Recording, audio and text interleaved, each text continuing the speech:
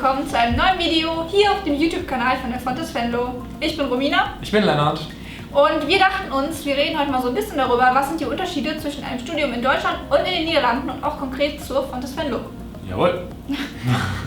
Als Einleitung würde ich vorschlagen, fangen wir erstmal mit unseren persönlichen Stories an, warum wir überhaupt an die Fontys Venlo gekommen sind.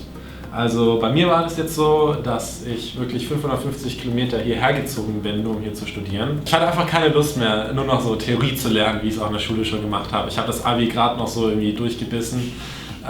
Ich hatte da echt keine Lust mehr drauf. Und dann habe ich gelesen, dass in den Niederlanden das Bildungssystem eben sehr praktisch ausgelegt ist. Und das hat mir sofort gut gefallen und habe ein bisschen gegoogelt, dann habe ich Fontys Venlo gefunden und bin hergezogen.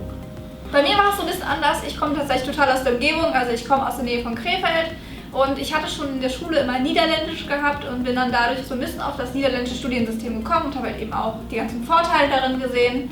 Und dann habe ich halt so überlegt, okay, welche Uni liegt denn so in der Nähe von den Niederlanden, was kannst du so realisieren? Und dann bin ich halt ganz schnell auf die Fontys Venlo gekommen, weil die mit dem Auto nur 30 Minuten entfernt liegt.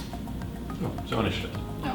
Ja, ich habe ja gerade schon erzählt, dass das Bildungssystem in den Niederlanden sehr praxisorientiert ist und ich finde, die Fontys Venlo, die treibt das noch ein bisschen so in die Extreme, was ich sehr gut finde. Also wir haben diesen Begriff, der nennt sich Project-Based Learning in International Business.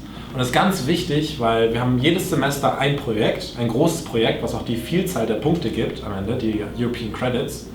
Und darum dreht sich eigentlich alles andere. Alle Vorlesungen, alle Tutorials drehen sich um das Projekt, wo man dann Input erhält und das dann direkt anwenden kann in der Praxis. Das gefällt mir sehr gut. Und dieses Semester zum Beispiel habe ich tatsächlich nur noch eine einzige Prüfung und nur noch eine Vorlesung die Woche, dadurch auch.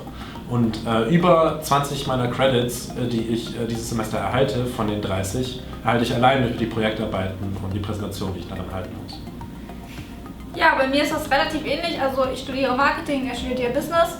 Und ich bin jetzt zum Beispiel noch im ersten Jahr und da lernt man halt generell eigentlich viel mehr so diese Basics. Und man lernt halt erstmal so in die Materie einzudringen, dass man so ein Grundverständnis bekommt, was ja auch eigentlich total wichtig ist, weil ohne das Grundverständnis können wir letztendlich auch keine Praxis machen.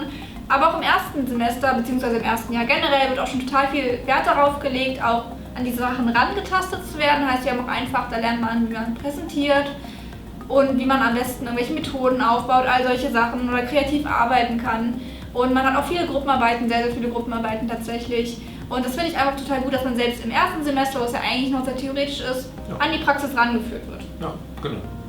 So, und später kommt dann auf dich noch die Startup Factory Richtig. zu. Da stecke ich jetzt gerade mittendrin. Das ist eins von meinen beiden zwei Projekten dieses Semester.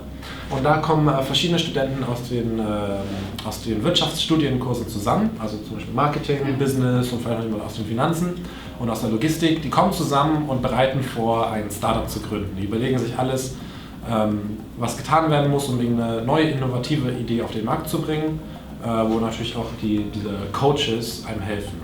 Coaches, wir haben während der Projekte keine wirklichen Dozenten oder irgendwas dergleichen, sondern nur sogenannte Coaches. Und diese Coaches, die beantworten zum Beispiel, wenn man ihnen Fragen stellt, die Fragen nicht direkt, sondern stellen eher Gegenfragen und helfen einem selbst, den Weg zu finden. Und das ist dann auch später wie im Arbeitsleben, wo man selbst seine Probleme lösen muss und nicht sozusagen alles vorgegeben bekommt, was ich natürlich auch sehr interessant und hilfreich finde dann auch später im Berufsleben. Apropos Berufsleben, hast du eigentlich auch Praktika in dem Studiengang mit eingebracht? Ja, ich habe auch Praktika. Ich habe zum Beispiel zwei Semester lang habe ich Praktikum. Also einmal habe ich ein Semester lang Praktikum, dann danach ein Auslandssemester, dann müsste ich glaube ich nochmal Theorie haben und dann nochmal ein ganzes Semester lang Praktikum. Ah, ja. Das ist auf jeden Fall praktisch. Heißt, ihr habt das im Semester integriert und ihr müsst das nicht wie in Deutschland in eurer vorlesungsfreien Zeit machen. Heißt, dann hockt ihr da irgendwie zwischen Klausuren und Urlaub und Praktika rum, sondern ihr habt das einfach komplett mittendrin. Und ich denke, dieser Praxisbezug ist total wichtig, auch mit den Gruppenarbeiten auch generell, jetzt nicht nur die Praktika an sich, sondern ihr lernt ja auch in einem Team zu arbeiten. Das müsst ihr später teilweise im Job auch und ihr lernt auch vor allem mit Leuten klarzukommen, die vielleicht mal nicht so ganz mitarbeiten wollen oder eine komplett andere Meinung haben. Ich denke, das haben Lennart und ich beide auch schon erfahren müssen. Ja. Und das kann man in dem Moment, denke ich, auch als sehr gute Erfahrung mitnehmen, woran man auch einfach nur wächst. Ja, auf jeden Fall. Natürlich kann man dann auch während seiner Praktika ins Ausland gehen. Ja. Die Fontys hat ein sehr gutes Netzwerk schon an Firmen, auch im Ausland.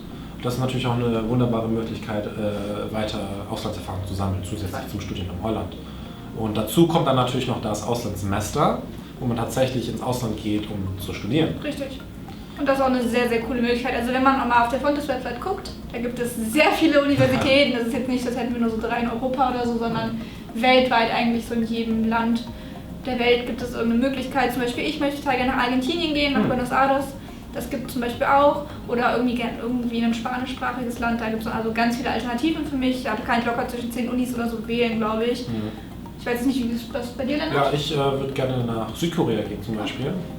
Ich finde es auch schön, dass wir jetzt nichts unbedingt studieren müssen, was direkt mit Business zu tun hat. Also wir kriegen sozusagen einen extra Abschluss, den Minor, und können eigentlich, mich interessiert zum Beispiel Psychologie, und ich kann jetzt Psychologie in Südkorea studieren. Und die Studiengebühren werden dann eben in diesem Austauschprogramm auch von der Fontes übernommen. Ein weiterer Vorteil neben den ganzen Praxiserfahrungen ist auch jetzt einfach mal so der Unterricht bzw. die Vorlesungen an sich.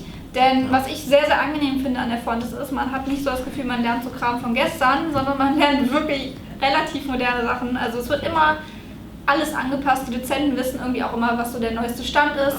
Was mir auch sehr gut gefällt, ist, dass die Dozenten selber aus der Wirtschaft kommen. Heißt, wir haben jetzt nicht immer nur hier den Professor, Doktor irgendwas sitzen, der die 1000 Titel hat, sondern wir haben hier Leute sitzen, also Dozenten halt einfach, die Ahnung haben. Also die haben selber gearbeitet, die wissen, was sind die Probleme in der Wirtschaft, womit schlägt man sich wirklich herum. Die erzählen selber auch sehr viel aus ihrem eigenen Leben, was ich auch total interessant finde einfach. Und da merkt man einfach so, wie es auch im echten Leben dann laufen wird, und man wird da einfach so ein bisschen darauf vorbereitet, das finde ich cool. Und halt eben auch wirklich, dass die Inhalte immer aktuell sind. Also ich jetzt im Marketing, wir haben total viel auch mit Social Media Marketing und all solchen Geschichten. Und das könnte ja jetzt zum Beispiel nicht sein, dass ich Marketing studiere, aber so Geschichten wie Social Media kaum angesprochen werden, das geht ja nicht. Deswegen bin ich da sehr froh, dass man da eigene Module auch für hat und da einfach perfekt darauf vorbereitet wird. Ja. Auch was auch noch zum Unterricht gehört ist, ihr habt eine sehr persönliche Bindung zu den Dozenten, also die Dozenten kennen euch, ihr kennt die Dozenten, logisch, aber ihr wisst auch ein bisschen was über die Dozenten. Ja. Aber die Dozenten kennen euch einfach, heißt, die meisten können euch mit dem Namen ansprechen, das ist alles sehr persönlich. Ihr habt auch im Unterricht Zeit, mal mit den Dozenten zu diskutieren, ihr könnt Fragen stellen, ihr könnt eine Debatte anfangen, ein bisschen so, ja, aber einfach mal sagen, was ihr nicht versteht, und dann ein bisschen darüber diskutieren. Das gibt manchmal auch total gute und neue Anreize einfach. Und das hilft auch beim Lernen später enorm, wenn man da mal irgendwie darüber diskutiert hatte. Ja. Und das finde ich total cool. Also wir sind auch nur 40 Leute in einer großen Vorlesung. Heißt, wir haben eigentlich Klassen, die sind so 20 Leute, zumindest im ersten Semester. Ich glaube, im zweiten, so werden dann zusammengeführt, dann aber auch immer noch 20 Leute. Heißt, man hat Unterricht in seiner Klasse voll oft, so 20 Leute, und ansonsten hat man halt eben auch Vorlesungen, das sind höchstens 40 Leute, und das ist gar nichts. Also im Vergleich zu einer deutschen Uni vor allem. Natürlich solltet ihr nicht nur unser Wort dafür nehmen, deswegen habe ich mir überlegt, ich frage auch mal ein paar andere Studenten hier an der Fontes. Zum Beispiel den lieben Victor hier. Victor, hi. Hi, hi. Also, was hältst du eigentlich für den wichtigsten Unterschied hier in Venlo zu studieren, anstatt in Deutschland? Ja, der Grund für mich überhaupt, hier in Venlo zu studieren, war einfach, dass ich generell zu Hause in Deutschland nicht der Typ war, der viel zu Hause gelernt hat. Das heißt, wenn ich lernte, war es in der Schule. Und auf deutsche Schulen, das war alles mir zu kalt und viel zu statisch. Und hier ist alles viel flexibler, hier ist es viel praktischer, es ist viel greifbarer. Ich kann mich hier einfach zum Lernen viel besser konzentrieren. Generell hier zur Uni zu fahren, jeden Tag mit der Bahn, ist gar nicht weit. Das sind 30 Minuten Bahnfahrt hin. Wo kommst du her? Ich komme aus Mönchengladbach. Ah ja, und das geht vom Pendeln her mit der Bahn? Das ist kein Problem. Also ich habe eine Bahnkarte, die zahle ich für 60 € im Monat. Da kriege ich sogar eine Studentenvergünstigung. Ja. Und mit der Vergünstigung zahle ich, wie gesagt, 63 € und ich kann jeden Tag hierhin pendeln. Und das ist wirklich überhaupt die bessere Option meiner Meinung, weil man auch in der Bahn wach wird. Man wird ein bisschen wacher, man fährt so hier hin, man kommt hier an, man ist wach. Man kann arbeiten, man kann lernen, man kann studieren. Und das liebe ich hier. Also ich würde niemals, wenn ich jetzt hier meinen Bachelor machen würde, mir jemanden suchen und sagen, ey, macht doch den Bachelor of Business in Deutschland, würde ich euch nicht empfehlen. Fahrt hier hin und seid in Venlo. Ich finde auch hier die Atmosphäre, hier zu sein, ist total, also ich bin der Typ nicht, der lernt, viel lernt, aber mit dieser Atmosphäre hier in Venlo ist es wirklich eine schöne Atmosphäre und ich liebe das Lernen hier. Das ist kaum, also wenn man mich kennt, würde man sagen, dass du lügst auch, aber ist die Wahrheit, ich liebe es hier zu lernen. Das ist cool. Meinst du mit der Atmosphäre nur das Gebäude selbst oder einfach die... Ich rede von der Atmosphäre davon, dass das Gebäude an sich natürlich schön aussieht, das ist aber nicht, was ich meine, sondern diese International Campus Feeling, dass man hier mit so vielen Internationals zusammenarbeitet, dass man hier Leute aus Venezuela hat, aus Chile, man hat Leute aus Amerika. Ich bin generell so ein Typ, der gerne Englisch spricht und in der Schule auch eigentlich dieses Englische nur als das war eigentlich nur mein Ding. Andere Fächer, ich war schlecht in Mathe, ich war schlecht in Geschichte, schlecht in Kunst. Englisch war das einzige Ding. Und hier diese englische Sprache auch voll ausleben zu können, es ist wie, als würdest du teilweise in einem englischsprachigen Land wohnen, um deine Sprache so zu verbessern. Das ist das, was ich wollte. Und das ist perfekt hier ausgelebt, kann man hier perfekt ausleben. Alles klar. Ja. Wunderbar. Sehr Und gut. vielen Dank. Ich bedanke mich. Ja, wir sehen uns, ne? War schön. Ciao. Ciao, ciao. Kommen wir jetzt auch mal ein bisschen zu den negativen Aspekten. Wir wollen jetzt auch nicht nur zu positiv sein. Und ich komme einfach mal direkt zum Elefant im Raum.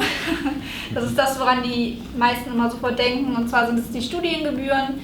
In Deutschland zahlt man, glaube ich, nur so 300 Euro im Semester. Ja. Und hier zahlt man pro Jahr 2000 Euro, also für 2 Semester. Im ersten Jahr zahlt ihr wohl nur 1000 Euro. Aber die Folgejahre nochmal 2000 Euro, halt das erste Jahr so ein bisschen so dieses Probejahr, wo ihr so ein bisschen schauen könnt, läuft das alles, dass ihr euch einfach finden könnt, ein bisschen einleben könnt. Da kriegt man ein bisschen Rabatt. Genau, ein bisschen Rabatt das erste Jahr, das ist noch ganz angenehm. Aber ihr könnt die Raten abbezahlen. Bei mir ist es zum Beispiel so, meine Eltern unterstützen mich finanziell schon. Aber ich muss halt noch einiges selber bezahlen von dem Studium, Spritkosten und halt eben die Studiengebühren auch. Und das sind jetzt 110 Euro im Monat oder so. Ich bin halt noch im ersten Jahr, deswegen 110. Das ist auf 9 Monate verteilt, nicht auf 12. Und in den Folgejahren werden es dann logischerweise immer so 200 Euro im Monat sein. Aber da würde ich mir eigentlich gar nicht zu sehr drüber Sorgen machen, weil erstmal könnt ihr vielleicht eure Eltern fragen, so kann man da irgendwie eine Vereinbarung treffen. Zum Beispiel, ich kenne einige, die machen das so, die zahlen es ihren Eltern dann später zurück. Manche haben auch den Luxus, die Eltern zahlen es komplett, manche machen Hälfte mit ihren Eltern, manche zahlen es auch allein und selbst das ist kein Drama, weil ihr habt hier eine 20-Stunden-Woche, heißt das viermal die Woche Uni und einmal die Woche eigentlich frei. Das wird immer so gelegt, dass ihr einmal die Woche frei haben könnt. Heißt, ihr könnt auch unter der Woche mal arbeiten gehen, halt auch am Wochenende oder auch mal morgens, nachmittags, irgendwie sowas, kommt immer auf euren Job an. Und dadurch kann man das eigentlich ganz gut finanzieren. Also ich gehe auch so 2-mal die Woche arbeiten und mache eine 12-Stunden-Woche. Dann habe ich noch das Glück, für die Fontes arbeiten zu können. Heißt, dann bin ich auch mal so ein bisschen flexibler mit den Zeiten und dann kann man am Wochenende arbeiten. Und das ist alles irgendwie machbar. Also würde ich mir jetzt nicht zu sehr Gedanken machen, was die Studiengebühren angeht. Ja, sehr cool. Trotz der Studiengebühren ist die Fontes aber immer noch eine staatliche Universität oder Hochschule in dem Fall. Also keine private Hochschule, das sind einfach die staatlich festgelegten Studiengebühren im Die Jahr. müsstet ihr niederländischen Uni quasi Genau, zahlen. also das ist durch die Niederlande durch immer der gleiche Betrag. Ja, als letztes ist für manche vielleicht noch ein Kritikpunkt, dass die Fontes eben jetzt keine Universität ist, es ist eine Hochschule. Es kommt darauf an, ob einem jetzt der renommierte Status einer Hochschule sehr wichtig ist. Wir sind keine Oxford, wir sind keine Harvard. Die sind auch nicht Gießen oder Frankfurt. Ja, aber das möchte die Fontes auch gar nicht sein, sondern hier geht es darum, praktisch zu lernen und gut auf das tatsächliche Arbeitsleben vorbereitet zu werden. Ich finde das sehr sinnvoll und gut, wie das hier gemacht wird, und da ist mir der Ruf auch persönlich gar nicht so Ja, wichtig. vor allem ist es für viele Firmen auch gar nicht so relevant, weil wenn die dann sehen, was man schon alles an Praxiserfahrung sammeln konnte in dem Zeitraum, ist denen das so viel mehr wert wie der tolle BWL-Abschluss an der tollsten deutschen Uni. Und da habt ihr einfach einen Vorteil dann in dem Moment. Ja, ich glaube, da haben wir alles besprochen. Ja, falls ihr Fragen habt, könnt ihr die gerne mal in die Kommentare stellen, dann können wir darauf auch mal eingehen, ein bisschen sofort antworten. Wir sehen das eigentlich immer. Genau. Tummeln uns da auch in den Kommentaren. Richtig. Alles klar, dann. Wir bedanken uns fürs Zusehen. Sehr gerne. Ade. Tschüss.